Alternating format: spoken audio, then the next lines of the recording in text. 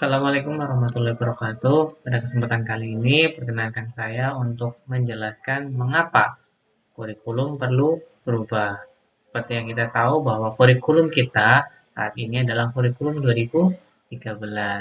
Tetapi tahun 2022 telah mengalami pergeseran, artinya perubahan secara dinamis, yang mana kurikulum Merdeka mulai diterapkan untuk kelas 1 dan kelas 4. Oleh sebab itu, kita harus mengetahui mengapa kurikulum itu perlu berubah.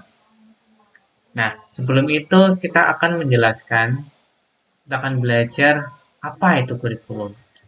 Kurikulum itu merupakan panduan pembelajaran pada suatu pendidikan, di mana dapat dimaknai sebagai titik awal sampai titik akhir dari pengalaman peserta didik.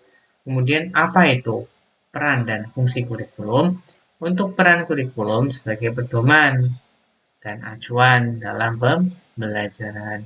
Artinya, kurikulum menjadi tolak ukur, menjadi pedoman, menjadi acuan dalam proses pembelajaran yang ada di sekolah.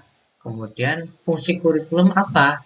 Fungsi kurikulum bagi pendidikan adalah untuk memandu dalam proses belajar peserta didik.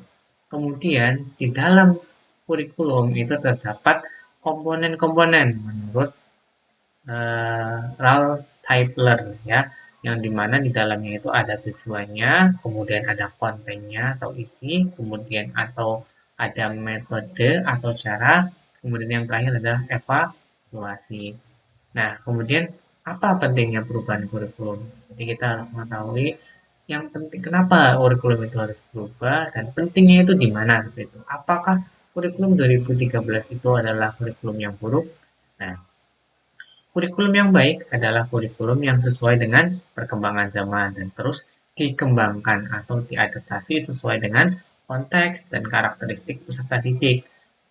Artinya, perkembangan zaman ini membuat segala sesuatu berubah. Yang mana dulu kita belajar hanya dari buku, sekarang kita dapat menggunakan internet sebagai sumber belajar. Nah, oleh sebab itu, pembelajarannya itu pasti harus berubah. Nah, itulah kenapa kurikulum 2013 kemudian mulai berganti menjadi kurikulum Merdeka, yang dimana itu kurikulum itu mengambil dari karakteristik peserta didik. Kemudian jadi dapatkah kurikulum berubah? Ya, pasti dapat. Kurikulum operasional dalam suatu satuan pendidikan harus bersifat dinamis, artinya dapat diubah sesuai perubahan dan perkembangan budaya dan zaman. Kemudian kurikulum bersifat dinamis dan terus dikembangkan atau diadaptasi sesuai konteks dan kebutuhan peserta didik untuk membangun kompetensi sesuai masa kini dan masa yang akan datang. Artinya pemerintah dalam hal ini Kementerian Pendidikan itu memfasilitasi agar peserta didik dapat beradaptasi untuk masa kini dan untuk masa depan seperti itu.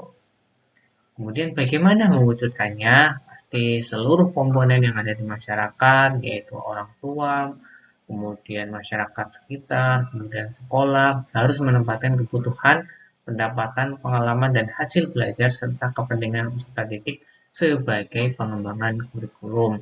Karena kurikulum dirancang itu untuk siapa? Pasti untuk peserta didik. Itulah kenapa kurikulum itu harus berubah.